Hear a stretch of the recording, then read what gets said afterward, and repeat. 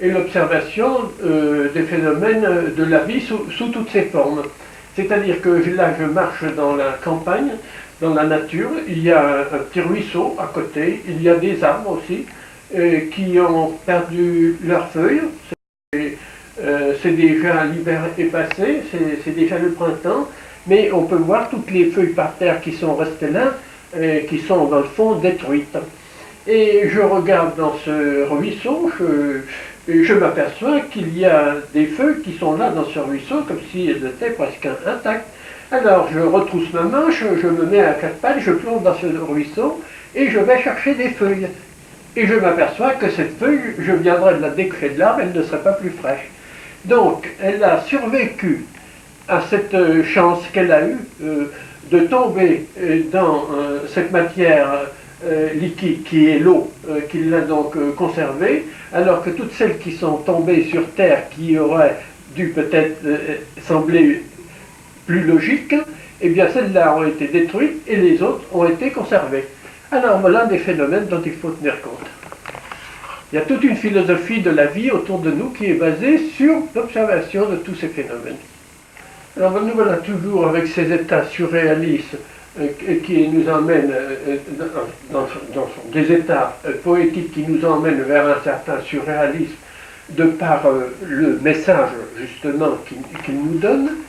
Là, nous voilà avec opposition, si vous voulez, dans ces dualités qu'on va rencontrer à chaque instant devant nous, des dualités qui sont des unités, comme la lumière, les ténèbres, la chaleur, l'humidité, et là, voilà le combat entre la lumière et les ténèbres.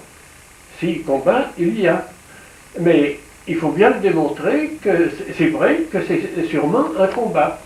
Et que c'est basé sur quels critères, ça, des critères qui nous échappent sûrement, mais en vérité qui existent et qui sont là. Et donc, si l'un ou l'autre pouvait prendre le dessus, je pense que ça se ferait s'il n'y avait pas ces phénomènes de la vie qui veillent à tout, même presque à l'impossible. Donc, voilà ce que ça veut dire. Il faut quand même tenir compte de l'agressivité qui peut surgir dans un domaine ou dans un autre. L'agressivité d'un côté, la passivité de l'autre.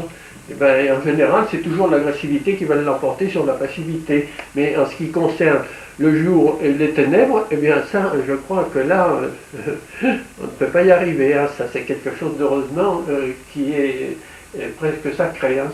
Nous voilà là avec la femme au triangle, 1957. Est-ce que tu as le carré ou non? Non, ça va. Non, ben ça c'est drôle. Hein. Voilà, parce que alors c'est toujours avec cette recherche de la lumière et créer le sujet, non plus là sur une partie déterminée, mais dans l'espace.